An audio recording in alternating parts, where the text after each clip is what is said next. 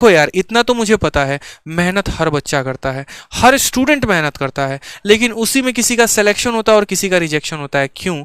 ऐसा इसीलिए होता है यहाँ पर कि जिसने मेहनत थोड़ी स्मार्ट तरीके से की होती है ना, सिलेक्शन वहीं तक जाता है। जिसने मेहनत थोड़ी गाइडेंस में की होती है ना, सिलेक्शन उसी का होता है। यार मेहनत तो गधा भी करता है, मेहनत घोड़ा भी करता है, लेकिन आपको पता है कि जो सबसे ज्यादा भाव इज्जत समाज में किसी को मिलती है तो घोड़े को मिलती है, गधे को कोई पूछता भी नहीं है। तो वही बात है, आपको मेहनत करनी है, मैं इसके लिए मना नहीं कर रहा हूं, आप बहुत ज्यादा मेहनत करिए, बहुत अच्छा काम करिए।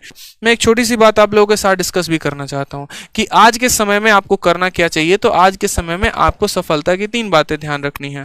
सबसे पहला तो आपको एक अपना स्मार्ट अप्रोच हमेशा बनाकर रखना है, ठीक है। जब भी आप सवालों को पढ़ते हैं ना, तो सवालों को पढ़कर थोड़ा सा चिंतन किया करिए कि यार इस सवाल को हम कैसे कम समय में बना पाए, क्या क्या और शॉर्ट तरीके हो सकते हैं। आज जैसे मैं मानो गुरुकुल में ट्रिग्नोमेट्री की मैंने आज क्लास ली, और ट्रिग्नोमेट्री की जब मैंने क्लास ली ना, मैंने उनके सामने क्वेश्चन रख दिया था, बड़ा सिंपल सा क्वेश्चन। मैंने कहा तुम इसके बारे में कितने तरीके सोच सकते हो, जरा सोच के बताओ। सबका एक ही तरीका आया, किसी ने 2 तरीके बताए। बट जब हमने उनके सामने तरीके रखे तो फिर उनको समझ में आया कि असल में हम कर क्या रहे थे इतने दिनों से, ठीक है। क्या होता है यहाँ पर कि जनरली हमने कहीं से कोई बात सीख ली, हम उसी को फॉलो कर रहे होते हैं, और यही समय आपका बेकार करता है। बहुत लोग बहुत दावे करते हैं, मैंने यहां से पढ़ा, मैंने वो पढ़ा, मैंने इनकी किताब पढ़ी। अरे यार, अगर मैंने वहां से, यहां से, वहां से पढ़ा होता तो इस समय आप उन्हीं से पढ़ रहे होते, मुझसे थोड़ी पढ़ रहे होते।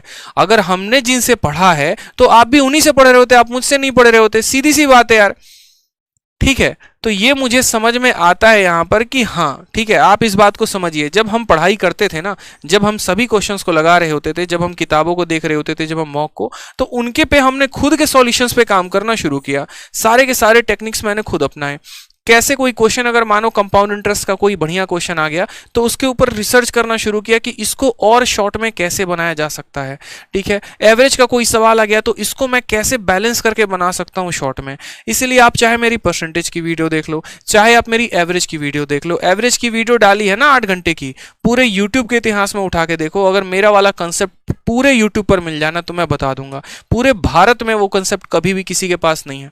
वो कंसेप्ट मेरे पास है, वो मेरे बच्चों को पता है कि वो मैं पढ़ाता हूँ। कंपाउंड इंटरेस्ट का जो तरीका पढ़ाने का है ना, वो मेरा अपना तरीका है, किसी का कॉपी पेस्ट नहीं है यहाँ पे, ठीक है। इस बात को ध्यान रखिए।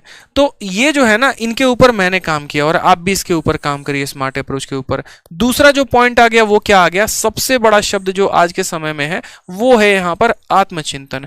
आत्मचिंतन क्यों करना है मेरे भाई? आत्मचिंतन इसीलिए करना है, आत्मचिंतन का मतलब इंग्लिश में इंट्रोस्पेक्शन। इंट्रोस्पेक्शन इसीलिए जरूरी है क्योंकि आपको क्या लग रहा होता है बहुत बार कि आप सही कर रहे हैं, बट असल में आप सही नहीं कर रहे हैं, ठीक है। आपको ये बात पता ही नहीं कि आपका जीएस में पूरा लुटिया गुल हो रहा है मेरे भाई। 10 नंबर से ज्यादा नहीं आ रहे, मुझे पता है 10 प्लस स्कोर करने वाले काफी कम स्टूडेंट है यहाँ पे। 10 प्लस स्कोर तक आप नहीं कर पाते हैं, फिर भी आपको लगता है कि नहीं मेरा सही जा रहा है। आपको यह भी पता है कि अगर मैं एक अच्छा वोकैबुलरी पूछ दूं, जैसे मान लीजिए कि अगर मैं आपसे अभी ये बात पूछ दूं कि प्लेथोरा का मतलब क्या होता है, बहुत सारे बच्चे सुनेंगे अरे पहली बार ये शब्द सुन रहे हैं प्लेथोरा, ठीक है। अरे यार प्लेथोरा कई बार पेपर में पूछा जा चुका है, लेकिन फिर भी आपको नहीं पता, ठीक है। अगर मैं बोल दूं हिट द बकेट ईडियम है, हिट द बकेट का मतलब क्या होता है नहीं पता। अब इसके ऊपर भी आप फोकस नहीं करते हैं कि आपकी वोकैबुलरी पूरी की पूरी गुल है, ठीक है।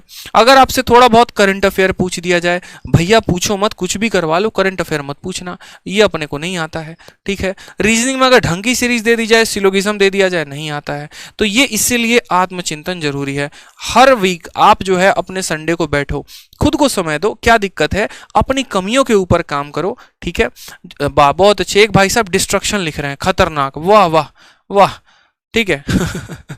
देखो प्लेथोरा का मतलब होता है बहुत ज्यादा, किसी भी संख्या का बहुत, मतलब अगर मैं यहां पर लिख दूं कि मेरे पास बहुत सारी किताबें हैं, तो वहां पर बोलेंगे प्लेथोरा, ठीक है। कि मेरे प्लेट में थोड़ा थोड़ा मत रखिए गुलाब जामुन, मेरे प्लेट में बहुत ज्यादा रखिए, हम ज्यादा मिठाई खाते हैं, तो वो वाली बात हो जाती है। तो ध्यान दिया करो, ये आत्मचिंतन बहुत जरूरी है पेपर के समय में। स्मार्ट अप्रोच तो लगाने ही लगाने हैं, साथ में ये आत्मचिंतन भी करना है कि कैसे मुझे अपने जीके के मार्क्स बढ़ाने हैं, कैसे जहां पर मैथ में जिन टॉपिक्स में दिक्कत आ रहा है मुझे वो इंक्रीज करना है, कैसे मुझे वोकैबुलरी बढ़ाना है। क्योंकि मेरे भाई अगर आप ये काम नहीं करोगे ना, तो आपको खुद भी नहीं पता कि ये जो तैयारी है आपका, ये 1 साल से कब 3 साल की योजना में बदल चुका है, और 3 साल से कब पंचवर्षीय योजना में बदल चुका है, ये आपको भी नहीं पता।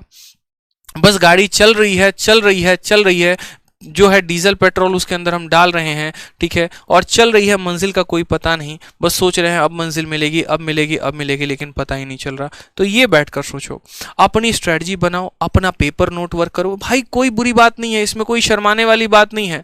बहुत लोग जो है ना, थोड़ा सा जो ज़्यादा हो जाता है, 1-2 साल का जिनका तैयारी का हो जाता है, वो बैठ के सोचते हैं अरे अब ऐसे मेरे दिन आ गए कि मैं बैठ के स्ट्रेटजी बनाऊंगा, मैं पेपर पे लिखूंगा, मुझे क्या काम करना है। भाई इसमें कोई बुरी बात नहीं है। हर हफ्ते मैं ये काम करता था। मुझे पता है कि यार मुझे अगर XYZ लूसेंट किताब की मुझे ये पूरा का पूरा पॉइंट मिसलेनियस का खत्म करना है, मुझे मनोहर पांडे ये पूरा का पूरा खत्म करना है, मुझे मान लीजिए रीजनिंग के ये सारे सीरीज के क्वेश्चंस लगाने हैं, मुझे इतनी तक वोकैबुलरी यहां पर याद करनी है, ठीक है, तो क्या करें? तो उसके लिए मुझे यहां पर बनाना पड़ेगा स्ट्रैटेजी कि मेरा मैथ अगर स्ट्रांग है तो मैं 1 घंटे ही उस पर समय दूंगा। मेरा इंग्लिश वीक है, MB पब्लिकेशंस के मैं सेट लगा रहा हूं और सेट लगाने में मेरे नंबर ही नहीं बन रहे, 35.5 नंबर बन रहे हैं, 37 नंबर बन रहे हैं, 40 नंबर बन रहे हैं। क्या करेंगे? बैठ के वहां पर उसको सॉल्व करेंगे, बैठकर वहां स्ट्रैटेजी बनाएंगे अपनी कि हाँ मुझे अब इतने घंटे पढ़ाई करनी है, इतने घंटे में इतने घंटे GS को देना है, इतने में इतने घंटे मैथ को देना है, इतने में इतने घंटे ये देना है। उसके अलावा आत्मचिंतन और क्या क्या करना है, तो आत्मचिंतन यहां पर अपने टॉपिक्स के बारे में भी करना है कि क्या पढ़ा आपने आज तक और कितना पढ़ा, और कितना पढ़ा जाना बाकी है। उदाहरण के तौर पे कहते हैं ना, ये आजादी खून मांगता है, तो एक बात जान लीजिए, ये सरकारी नौकरी मेहनत मांगता है। समझ में आया? जिसने मेहनत की है सफलता उसी को मिली है, जिसने मेहनत नहीं की ना वो सफल नहीं हो पाया है। तो मेहनत करो मेरे भाई। मेहनत जो है ना, ये आत्मचिंतन से ही समझ में आएगा कि लूपहोल्स कहाँ कहाँ पर हैं, ठीक है, कहाँ काम करना है, किन किन पॉइंट्स पर काम करना है, किन टॉपिक्स पर काम करना है। और आप इस परिवार से जुड़े रहो और अच्छी जानकारी आपको मिलते रहे, तो अभी तुरंत सब्सक्राइब के बटन को टीप देना है और जो है नोटिफिकेशन बेल ऑन कर लेना है।